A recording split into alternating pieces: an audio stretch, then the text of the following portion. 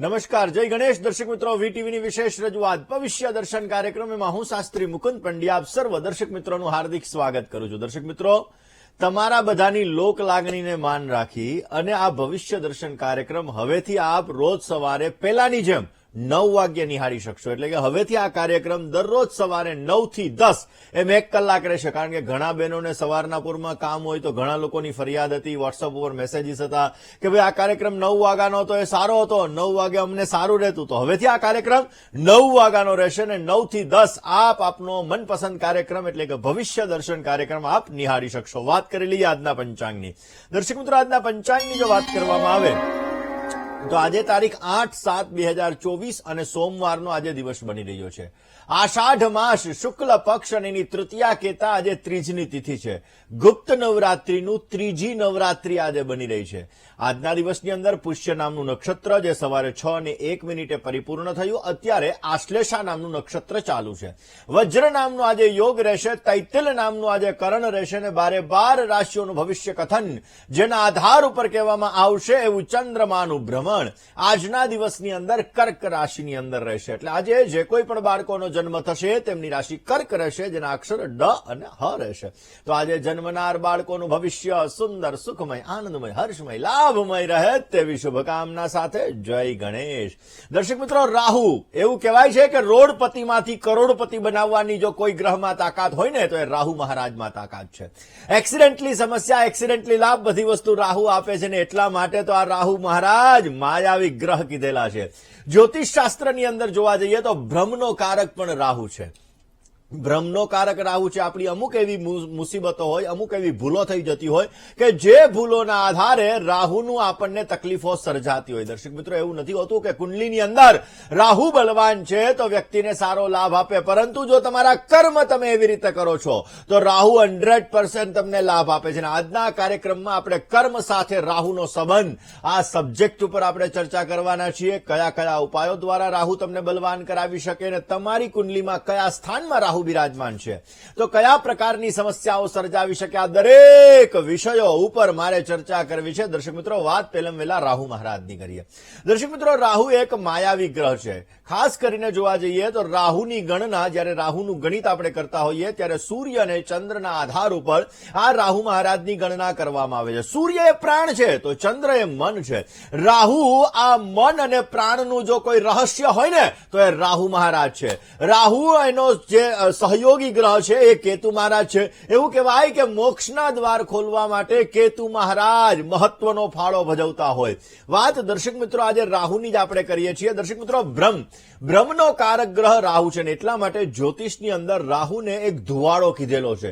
શું કામે ધુવાડો કીધેલો છે? જ્યારે ધુવાડો વધારે પડતો આવતો હોય ત્યારે આપણને સામેની વસ્તુ દેખાવાની બંધ થઈ જાય. આપણે નથી કહેતા કે ઓ આગળ તો ન જતા હો, આગળ વધારે પડતી ધુમ્મસ છે. જે ધુમ્મસ છે એ રાહુ છે અને રાહુ ધુમ્મસ હોવાના લીધે, રાહુ ધુવાડો હોવાના લીધે આગળની વસ્તુ આપણને ધૂંધળી દેખાવા લાગે છે અને જેના લીધે જીવનમાં સમસ્યા સર્જાય. એક્સિડેન્ટલી કઈ રીતે તમને સમજાવું કે તમારી પાસે દાખલા તરીકે કાર છે, રાહુ તમારા ઉપર સવાર છે અને તમે કાર લઈને જઈ રહ્યા છો તો મનમાં એક એવો ભ્રમ ઉત્પન્ન થઈ જાય, અરે ગમે એવી સ્પીડમાં હું કાર લઈને જતો હોઉં ને, 120, 140, 150 ની સ્પીડે કાર જતી હોય તો પણ હું કારને કંટ્રોલમાં કરી શકીશ. એ તમારો ભ્રમ છે.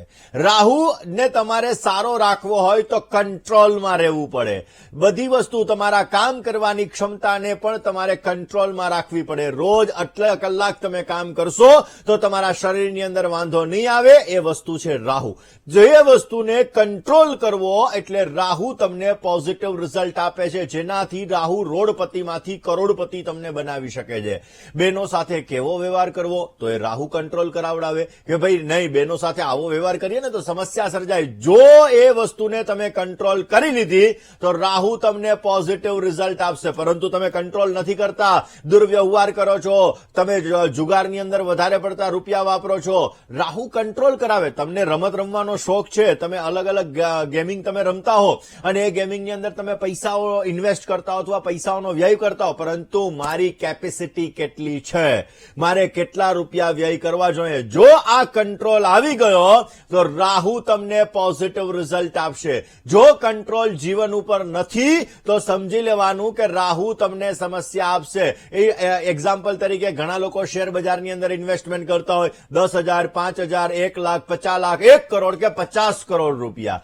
પોતાની કેપેસિટીની બહાર જયારે ઇન્વેસ્ટમેન્ટ કરવા જાય છે, પોતાની કેપેસિટીની બહાર જયારે રમે છે, પોતાની કેપેસિટીની બહાર જયારે જુગાર રમે છે, ત્યારે એના જીવનની અંદર સમસ્યા સર્જાય છે. કોઈ પણ બિઝનેસની અંદર, કોઈ પણ જગ્યાએ, કોઈ પણ સંબંધોમાં, કોઈ પણ રિલેશનમાં તમે જયારે કેપેસિટીની બહાર જાઓ છો ત્યારે સમજી લેવાનું કે રાહુ તમને સમસ્યા સર્જાવવાનો છે અને એ રાહુના લીધે તમારા જીવનની અંદર ઘણી બધી સમસ્યાઓ ઉત્પન્ન થાય છે. પછી એ પૈસાનું ઇન્વેસ્ટમેન્ટ હોય, પછી એ સંબંધો હોય કે પછી કોઈ પણ વસ્તુ હોય, કોઈ પણ પ્રકારની ગેમિંગ હોય. હવે દર્શક મિત્રો, રાહુને કંટ્રોલ કરવા માટે પહેલા નંબરમાં તો તમારે કંટ્રોલમાં રહેવું બહુ જ જરૂરી છે. રાહુનું સારું ફળ જોઈએ છે તો કંટ્રોલમાં રહેવું જોઈએ. હું એવું નથી કહેતો બંધનમાં રહો, પણ એવી વાત છે કે આપણી કેપેસિટી કેટલી છે. 100 રૂપિયા આપણે કમાઈએ છીએ તો 20 રૂપિયા આપણે વાપરવાના છે, 50 વાપરવાના છે કે 70 વાપરવાના છે. આ આપણી કેપેસિટી છે. 100 કમાતા હોઈએ ને આપણે 200 રૂપિયા વાપરીએ તો એ કેપેસિટીની બહાર છે. એટલે હંમેશાને માટે આપણે આપણી લિમિટની અંદર રહીએ તો એ રાહુ મહારાજ તમને પોઝિટિવ રિઝલ્ટ આપવાના છે. દર્શક મિત્રો, આવા જ અલગ અલગ કર્મ વિશે વાત કરીએ, પરંતુ રાહુ 12 ભાવની અંદર અલગ અલગ ફળ આપતા હોય છે. રાહુની ગણના સૂર્ય અને ચંદ્રના આધારે કરવામાં આવે ને એ જ રાહુ મહારાજ આપણા જીવનની અંદર કોઈ પણ પ્રકારના રહસ્યમય જે કાર્યો થતા હોય એ રહસ્યમય કાર્યનો કારક પણ રાહુ મહારાજ છે. જીવનની અંદર એક્સિડેન્ટલી લાભ આપવો, એક્સિડેન્ટલી નુકસાન આપવું, રાતોરાત તમને ફાયદો આપવો, રાતોરાત તમને નુકસાન આપવું, તો એ બધી વસ્તુ રાહુ મહારાજ દ્વારા થતી હોય છે. દર્શક મિત્રો, એવું કહેવાય છે કે રાહુ પૂર્વજન્મ અને આપણા આ જન્મની અંદર કરેલા કર્મ એનો સંબંધ જો આપણે સમજી જઈએ તો ક્યાંક ને ક્યાંક રાહુ મહારાજની આપણે પોઝિટિવ અસરને આપણે પ્રાપ્ત કરી શકીએ છીએ. જેની કુંડલીની અંદર લગ્ન ભુવનમાં રાહુ હોય, એટલે કે પહેલા સ્થાનની અંદર રાહુ હોય, આવા વ્યક્તિઓને પારિવારિક જીવનની સમસ્યાઓનો સામનો કરવો પડતો હોય છે. આવા લોકો શું હોય, અમુક સમય એકલું રહેવું ગમતું હોય, ગુસ્સો 10 મિનિટ વધારે આવી જાય તો વળી પાછો 10 મિનિટ પછી ગુસ્સો શાંત થઈ જાય. પરિવારથી ક્યાંક ને ક્યાંક પારિવારિક જીવનની સમસ્યાઓ આવા લોકોને વધારે પડતી ઉત્પન્ન થતી હોય છે. કારણ કે આ લોકોને પારિવારિક જીવન શું છે ને એની કિંમત નથી સમજાતી, અને એની કિંમત નથી સમજાતી એટલા માટે પારિવારિક જીવન આવા લોકોનું ક્યાંક ને ક્યાંક ડિસ્ટર્બ હોય છે. તમારી કુંડલી તમે ખોલીને જોઈ લો. જો પહેલા સ્થાનની અંદર રાહુ મહારાજ છે તો તમારે પારિવારિક જીવનની અંદર 100% સમસ્યાઓ સર્જાતી હશે. વાત બીજા સ્થાનની અંદર રાહુ મહારાજ હોય તો શું કરાવડાવે? જો કુંડલીની અંદર વ્યક્તિના બીજા ભાવની અંદર રાહુ મહારાજ હોય તો વ્યક્તિને અજાણ્યો ભય લાગતો હોય, ભયગ્રસ્ત પોતે રહેતા હોય, કારણ કે એની શક્તિઓનો પોતે દુરુપયોગ કરેલો હોય અને એ શક્તિઓના દુરુપયોગ કરવાના લીધે એને ભયનું વાતાવરણ ઉત્પન્ન થાય અને એ ભયના વાતાવરણના લીધે જીવનની અંદર સમસ્યાઓનો સામનો કરવો પડે. માટે બીજા સ્થાનમાં રાહુ મહારાજ છે, પહેલા સ્થાનમાં રાહુ મહારાજ છે, 12 ભાવમાં રાહુ છે, તો એનો કયો તમારે ઉપાય કરવો એ તો હું કહેવાનો જ છું. વાત ત્રીજા સ્થાનની અંદર રાહુની કરીએ, પરંતુ એ પહેલા દર્શક મિત્રો, રાહુ છે ને આપણા જીવનની અંદર ઘણું બધું રિઝલ્ટ આપતો હોય. રાહુને શાંત કરવા માટે આમ તો એવું કહેવાય કે ભગવાન શંકરની ઉપાસના સોમવારના દિવસે કરવી. જો સોમવારના દિવસે ગંગાજળ, દૂધ અને દહીં દ્વારા ભગવાન શંકર ઉપર અભિષેક કરવામાં આવે, સાથે સાથે મધનો ઉપયોગ કરવામાં આવે, ભસ્મનો ઉપયોગ કરવામાં આવે, બિલીપત્રનો ઉપયોગ કરવામાં આવે તો વિશેષ માત્રામાં રાહુને લગતી સમસ્યાઓમાંથી તમે મુક્તિ મેળવી શકો છો અને રાહુને લગતી સમસ્યાઓ તમારી દૂર થતી જણાય છે. વાત તૃતીય સ્થાન એટલે કે ત્રીજું સ્થાન, જેને પરાક્રમ સ્થાન કહેવામાં આવે, આ સ્થાનની અંદર જયારે રાહુ મહારાજ હોય તો વ્યક્તિ દુસ્સાહસી હોય છે. ખોટું સાહસ વધારે કરી નાખે. અરે નહીં, 120 ની સ્પીડે ગાડી હકાવીશ ને તોય મને કાંઈ નહીં થાય. કોઈ પણ બિઝનેસની અંદર પણ પોતે સાહસ વધારે કરી નાખે. ખબર છે કે આગળ ખાડો છે છતાંય ખાઈમાં પડવા માટે જાય. એ વસ્તુ ઉત્પન્ન કરાવડાવે રાહુ મહારાજ. દુસ્સાહસ ઉત્પન્ન કરાવે એ ત્રીજા સ્થાનની અંદર રહેલો રાહુ. કારણ વગરની આવા વ્યક્તિઓના જીવનની અંદર વિચિત્ર પ્રકારની દુર્ઘટનાઓ બનતી હોય છે. જીવનમાં અપડાઉનને લગતી સ્થિતિઓનું સર્જન થતું હોય છે. એટલા માટે તૃતીય સ્થાનની અંદર રાહુ મહારાજ છે તો આવા વ્યક્તિ વ્યક્તિઓએ દુસ્સાહસ ન કરવું જોઈએ. જો દુસ્સાહસ કરવામાં આવે તો આવા વ્યક્તિઓનો રાહુ એના જીવનની અંદર સમસ્યાઓ વધારે પડતી આપે છે. ચતુર્થ સ્થાન, જેને સુખ સ્થાન કહેવાય, જેને માતાનું સ્થાન કહેવાય, એ સ્થાનની અંદર જ્યારે રાહુ મહારાજ હોય તો આવા વ્યક્તિઓને સુખ મેળવવા માટે ઘણી બધી સમસ્યા ઉત્પન્ન થાય છે. આવા લોકોના જીવનની અંદર એક સમસ્યા, પછી બીજી સમસ્યા, પછી ત્રીજી સમસ્યા, એટલે ક્યાંક ને ક્યાંક મન દુઃખી રહેતું હોય છે, મન વ્યગ્ર રહેતું હોય છે, મન ચિંતિત રહેતું હોય છે. આ વસ્તુ ચોથા સ્થાનની અંદર રહેલો રાહુ, કારણ કે ચોથું સ્થાન એ ચતુર્થ સ્થાન એ સુખનું સ્થાન છે. એ સ્થાનની અંદર રાહુ મહારાજ છે. રાહુ માયાવી ગ્રહ છે અને પોતે માયા ઉત્પન્ન કરાવડાવે, એટલા માટે એના જીવનની અંદર જે નથી એ મેળવવા અભિલાષા ઉત્પન્ન કરાવડાવે, એટલે એને દુઃખ થાય છે. અને એટલા માટે દુઃખ થતું હોવાના લીધે ચતુર્થ સ્થાનની અંદર રહેલા રાહુ મહારાજ મનની અંદર વ્યગ્રતા, મનની અંદર સમસ્યા, મનની અંદર દુઃખ ઉત્પન્ન કરાવે. અને પાંચમું સ્થાન દર્શક મિત્રો, આમ તો કહેવાય કે સંતાનનું સ્થાન છે, પ્રેમનું સ્થાન છે. આ પાંચમા સ્થાનની અંદર રાહુ મહારાજ હોય તો આવા વ્યક્તિઓને સંતાન તરફથી થોડી ઘણી તકલીફો ઉત્પન્ન થાય, કારણ કે પોતે પોતાના માતા પિતાનું સન્માન ઓછું જાળવ્યું હોય એટલે એના સંતાનો દ્વારા પણ આવા વ્યક્તિઓને સમસ્યા ઉત્પન્ન થતી હોય છે. દર્શક મિત્રો, આમ 12 ભાવની અંદર રાહુ મહારાજના ફળ વિશે ચર્ચા કરીશું. એની સાથે સાથે 12 ભાવ દ્વારા તમે કઈ વસ્તુને કંટ્રોલમાં રાખશો કે જેથી તમારા જીવનમાં રાહુ તમને પોઝિટિવ રિઝલ્ટ આપે, આ વિષય ઉપર ચર્ચા કરીએ. શરૂઆત છઠ્ઠું સ્થાન, રાહુ મહારાજ છઠ્ઠા સ્થાનની અંદર બિરાજમાન હોય તો વ્યક્તિ ખૂબ જ સંપન્નતાપૂર્ણ હોય છે, કારણ કે છઠ્ઠે રાહુ પોઝિટિવ રિઝલ્ટ આપે છે. અને એટલા માટે આવા વ્યક્તિઓ પોતાના જીવનની અંદર દાન, ધર્મ વગેરે વસ્તુ કરી અને પોતાના જીવનમાં સારી સક્સેસતા પણ છઠ્ઠા સ્થાનની અંદર રહેલા રાહુ વાળા મેળવી શકે છે. દર્શક મિત્રો, વાત આજે આપણે રાહુ મહારાજની કરી રહ્યા છીએ. દર્શક મિત્રો, રાહુ મહારાજ શું કરે છે? આપણી આજુબાજુમાં રહેલા વ્યક્તિઓથી આપણે પ્રભાવિત થઈએ છીએ. એ પ્રભાવિત કોણ કરે છે? રાહુ મહારાજ કરે છે. આપણા સલાહકાર સાચા હોય ને તો રાહુ પોઝિટિવ રિઝલ્ટ આપે, પરંતુ જ્યારે આપણા આજુબાજુમાં લોકો છે એ ક્યાંક ને ક્યાંક સારા નથી અને આપણને સલાહ સાચી નથી આપતા, તો આપણા જીવનમાં સમસ્યા ઉત્પન્ન થાય છે. અને એ રાહુ મહારાજ જ્યારે રાહુ ખરાબ હોય, રાહુ ખરાબ ફળ આપવાનો હોય તો આપણને વ્યક્તિઓ ખોટી સલાહ આપવા લાગે છે, ને જેના લીધે આપણા જીવનની અંદર સમસ્યા ઉત્પન્ન થાય છે. જેનો રાહુ ખરાબ હોય એનું બીજું લક્ષણ કયું? આ લોકો સાચું સાંભળી નથી શકતા. આને કોઈ વ્યક્તિ સાચી સલાહ આપે, સાચી વસ્તુ કહે તો આ લોકો સાંભળી નથી શકતા. નહીં, આમ જ હોય. આ વસ્તુ કરાવડાવે એ રાહુ મહારાજ કરાવડાવે. એટલા માટે જે વ્યક્તિ સાચું નથી સાંભળી શકતા તો સમજી લેવાનું કે રાહુ ગ્રહ એનો ખરાબ છે. આજુબાજુમાં સલાહ દેવા વાળા લોકો સાચા નથી તો સમજવાનું રાહુ ગ્રહ એનો ખરાબ છે, રાહુ એને સમસ્યા આપી રહ્યો છે. અને જે લોકોનો રાહુ ખરાબ હોય આવા વ્યક્તિઓની ગમે તેવી ખરાબ પરિસ્થિતિ આવે તો પોતાના ભાગ્યને દોષ દે, પોતાના કર્મને દોષ દે, પોતાના માતા પિતાને દોષ દે. હું આવા ઘરમાં કેમ જન્મ થયો? મારો આવા ઘરમાં જન્મ થયો ને એટલા માટે જ મારી આવી સ્થિતિ છે. મારું ભાગ્ય ખરાબ છે ને એટલા માટે જ આવી પરિસ્થિતિ છે. એમાંથી નીકળવાનો રસ્તો નથી ગોતતા કે ભાઈ મારી પરિસ્થિતિ આવી ખરાબ છે તો એમાંથી હું નીકળી કઈ રીતે શકું? રોડપતિમાંથી કરોડપતિ રાહુ બનાવે છે. કોઈ વ્યક્તિ જન્મતા વેચ સોનાની ચમચી લઈને નથી જન્મતા.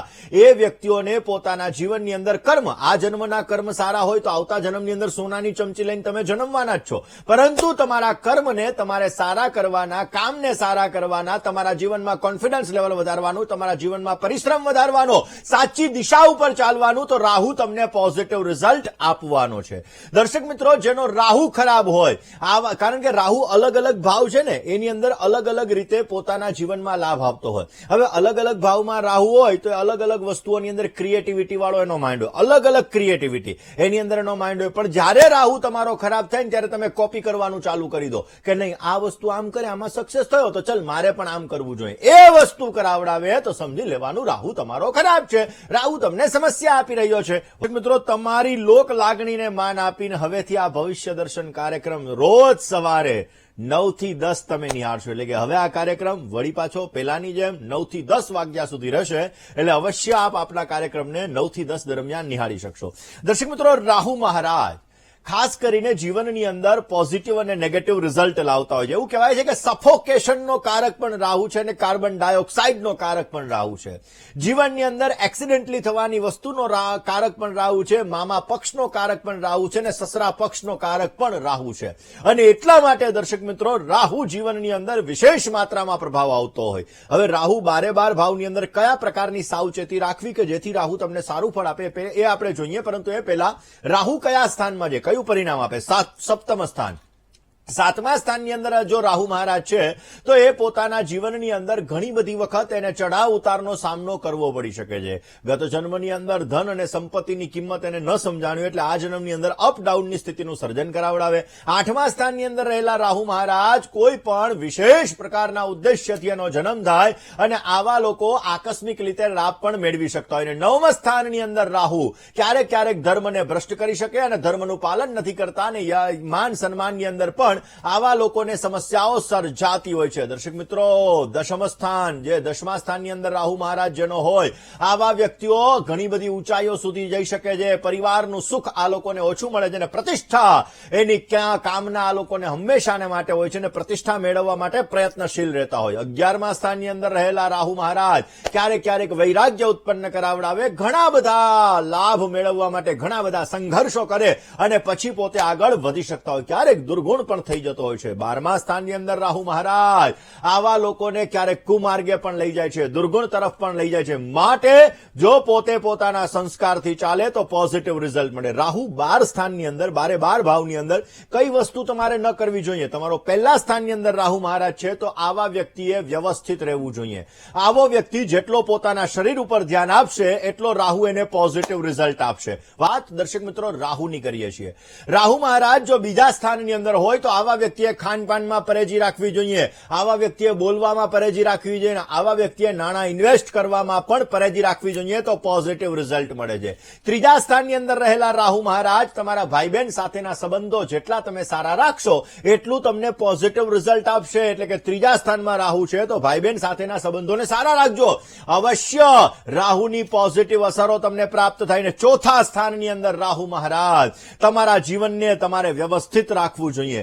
જીવનની અંદર તમારે ક્યાંક ને ક્યાંક જે વસ્તુ છે ટાઈમિંગ દ્વારા રહેવું જોઈએ ને અવશ્ય પોઝિટિવ રિઝલ્ટ મળે. આવા લોકો લેઝી જ્યારે રહે ને ત્યારે એને સમસ્યા સર્જાય, માટે લેઝીનેસ ચોથે રાહુ વાળાએ ક્યારેય ન રાખવી જોઈએ. 5મા સ્થાનની અંદર રાહુ મહારાજ હોય ને આવા લોકોને આરોપ વધારે પડતા લાગતા હોય છે, વગર કારણે આરોપ લાગી જતા હોય ને એટલા માટે આવા વ્યક્તિઓ શોર્ટકટ પણ અપનાવતા હોય. માટે બને ત્યાં સુધી સુવ્યવસ્થિત રહેવું જોઈએ, અવશ્ય પોઝિટિવ રિઝલ્ટ મળતું જણાશે. કોલર મિત્ર સાથે વાત કરી સમસ્યાનું સમાધાન કરીએ. હલો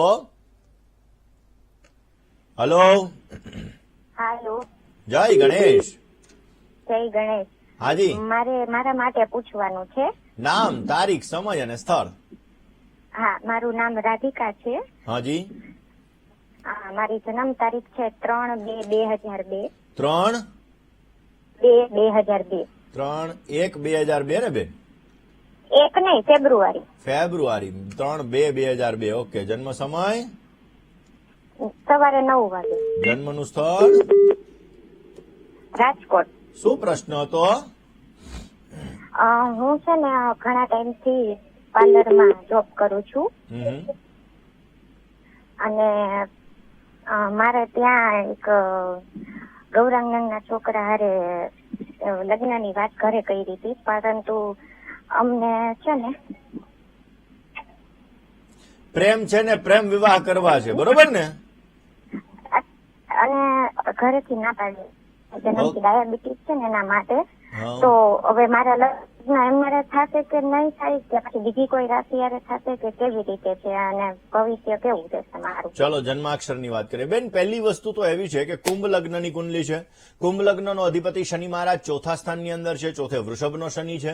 વૃષભમાં રાશિની અંદર શનિ મહારાજ હોય એટલે સ્વાભાવિક શુક્રની રાશિમાં શનિ મહારાજ હોય અને શનિ અને શુક્રનો પરિવર્તન યોગ હોય એટલે ક્યાંક ને ક્યાંક પ્રેમ તો કરાવડાવે, પણ પ્રેમ વિવાહના ચાન્સીસ ઓછા કરાવડાવે. વૃષભ રાશિ, સિંહ રાશિ, ધન રાશિ અને મીન રાશિના છોકરા લેણા દેણી છે. આ છોકરા એટલે કે આ 4 રાશિના છોકરા જો પ્રયત્ન કરવામાં આવે તો પોઝિટિવ રિઝલ્ટ મળે. 5મે ગુરુ રાહુનો વિપરીત ચાંડાલ યોગ છે. હવે 5મા સ્થાનની અંદર રાહુ મહારાજ, હમણાં જ મેં વાત કરી 5મે રાહુ હોય એટલે ઓચિંતાનો તમને અબજશ અપાવે, વગર કારણે અબજશ અપાવે, કામ ન કર્યું હોય તોય અબજશ અપાવડાવે. 5મું સ્થાન એ પ્રેમનું સ્થાન છે, જેના લીધે ખોટી વ્યક્તિઓ સાથે પ્રેમ થઈ જાય, જેના લીધે સમસ્યાઓ પણ ઉત્પન્ન થાય. મારી દ્રષ્ટિએ બીજા પાત્ર સાથે લગ્ન કરવા માટેના પ્રયત્ન કરવા જોઈએ અને ગુરુ રાહુના વિપ્ર ચાંડાલ યોગની પૂજા કોઈ પણ ભૂદેવ પાસે આપણે અવશ્ય કરાવી લેવી જોઈએ, જેથી પોઝિટિવ રિઝલ્ટ મળી શકે. દર્શક મિત્રો, 6ઠા સ્થાનની અંદર રાહુ.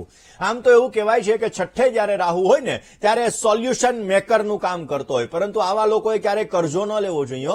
જો કરજો લે તો સમસ્યા સર્જાય. એક કરજમાંથી બીજું કરજ ને બીજામાંથી ત્રીજું કરજ, આવી વસ્તુઓ 6ઠ્ઠા સ્થાનની અંદર રહેલા રાહુના લીધે ઉત્પન્ન થતી હોય. 7મા સ્થાનની અંદર જયારે રાહુ હોય ત્યારે આવા વ્યક્તિઓ પોતાના પાર્ટનર પ્રત્યે વધારે પડતા પોઝેસિવ હોય છે, ઓવર પોઝેસિવ હોય, અને એના લીધે જીવનની અંદર સમસ્યાઓ સર્જાતી હોય, એના લીધે એનું દાંપત્ય જીવન તકલીફમાં મુકાતું. એમ તો કહેવાય કે રાહુ લેવાનો કારક છે, પણ લેવાની અંદર પણ બે પરિસ્થિતિ આવે. એક પોતાના સ્વાર્થ માટે, પોતાના માટે જ લેતો હોય, અને બીજું પોતાના માટે તો લે પણ બધા માટે લે. નથી કહેતા કે ઘણા લોકો પોલિટિકલ લીડર હોય કે જે બીજાના હક માટે લડતા હોય, તો હક માટે જે વસ્તુ લડતા હોય, બીજાના હક માટે તો સમજવાનું એનો રાહુ સારો છે. પોતાના હક માટે, પોતાના એકલાના હક માટે લડતા હોય તો એનો રાહુ ખરાબ છે. એટલે રાહુ છે એ લેવાનો કારક છે, કેતુ એ દેવાનો કારક છે. આ જ સબ્જેક્ટ ઉપર આપણે વાત કરી રહ્યા છીએ. વાત આપણે મિત્રો 7મા સ્થાનની અંદર રાહુ મેં વાત કરી એમ ઓવર પોઝેસિવ પોતાના પાર્ટનર પ્રત્યે રખાવડાવે, જ્યારે 8મા સ્થાનની અંદર રાહુ બદલવાની કોશિશ કરે. આવા લોકો પોતાનું જ ચલાવે, નહીં હું કહું એ સાચું બાકી બધા કે ખોટું, એ 8મા સ્થાનની અંદર રહેલો રાહુ. એટલે આવા વ્યક્તિઓએ પોતાને ક્યાંક ને ક્યાંક જે બધા ઉપર પોતે જો હુકમી કરવા માંગતા હોય એ વસ્તુથી દૂર રહેવું જરૂરી છે, તો પોઝિટિવ રિઝલ્ટ મળશે, રાહુ સારું પરિણામ આપશે. જ્યારે 9મા સ્થાનની અંદર રાહુ મહારાજ હોય, આવા લોકો પોતાના વડીલોનું ન માનતા હોય, આવા લોકોનો વ્યવહાર ક્યાંક ને ક્યાંક સારો ન હોય, તો આવા લોકો જો વડીલોનું માન સન્માન જાળવે, વડીલોની આજ્ઞા માને, તો અવશ્ય રાહુ એને પોઝિટિવ રિઝલ્ટ આપે છે. જીવનની અંદર સમસ્યાઓ દૂર થાય છે ને સારો લાભ આપે. ને આ 10મા સ્થાનની અંદર રાહુ મહારાજ ક્યાંક ને ક્યાંક પોતે બદલાવ લાવવાના પ્રયત્ન કરતા હોય. અમુક સમયે લેઝીનેસ ક્રિએટ થતી હોય, આવા લોકોનું ક્યારેક ક્યારેક કામમાં મન પણ ન લાગતું હોય, ને જેના લીધે સમસ્યાઓ સર્જાતી હોય. તો આવા લોકો પોતાનું મન છે કામની અંદર પોરવે તો પોઝિટિવ રિઝલ્ટ લાવે. આવા વ્યક્તિઓ પોતાનો ધ્યેય માટે પોતે પ્રયત્ન કરે તો પોઝિટિવ રિઝલ્ટ મળતું હોય છે. અને 11મા સ્થાનની અંદર રાહુ, આવા લોકોએ આવક માટેનો પ્લાન કરવો જોઈએ. એવું વિચારે કે નહીં મારી નોકરી છે એટલે મારે કઈ ચિંતા નથી, 11મે રાહુ છે ને મારી નોકરી છે, કાયમીને માટે મારી આ નોકરી રહેવાની છે. નહીં, પણ એના સિવાય પણ તમે સાઈડમાં આવક માટેના કોઈ પણ પ્રકારના પ્લાન કરો, જે પ્લાન તમારા જીવનમાં આજીવન તમને બેનિફિટ આપી શકે. માટે આવક માટેના પ્લાન સારા કરવા એ પોઝિટિવ રાહુ તમને કરાવી શકે. 12મા સ્થાનની અંદર જે વ્યક્તિનો રાહુ હોય, આવા વ્યક્તિઓએ ઘરથી દૂર જઈ અને મહેનત કરવામાં આવે તો સક્સેસતા મળે છે. આવા વ્યક્તિઓ દાન ધર્મ કર્મ વધારે કરે તો સક્સેસતા મળે છે. નિર્ધન વ્યક્તિને મદદ કરે તો સક્સેસતા મળે છે. ગરીબ વ્યક્તિને હેલ્પ કરે તો સક્સેસતા મળે છે. માટે 12મે રાહુ વાળાએ જે બંધન યોગ સર્જાવે છે, આવા લોકો ઘરથી દૂર જાય તો અવશ્ય પોઝિટિવ રિઝલ્ટ અપાવી શકે. મિત્ર સાથે વાત કરી સમસ્યાનું સમાધાન મેળવીએ. હલો હલો, જય ગણેશ. જય ગણેશ. હાજી હાજી, અમારે જાણવું હતું મારું ભવિષ્ય. તારીખ સમય સ્થળ બોલી જાવ ને બેન. તારીખ 27/7/1997. 27/7/1997. સમય સમય બપોર પછી 5 વાગે ને રવિવાર. 17:00 રવિવાર. જન્મ સ્થળ જન્મસ્થળ સુંદરિયાણા. શું પ્રશ્ન હતો? નોકરી ક્યારે મળશે અને નોકરીનો યોગ છે? ચલો, 9મે રાહુ છે. હમણાં જ મેં કીધું વડીલોનું માન સન્માન જાળવજો તો રાહુ પોઝિટિવ રિઝલ્ટ આપશે. કારણ કે 9મા સ્થાનની અંદર રાહુ મહારાજ છે. આવા વ્યક્તિઓ જીવનમાં બદલાવ લાવવાની કોશિશ કરે.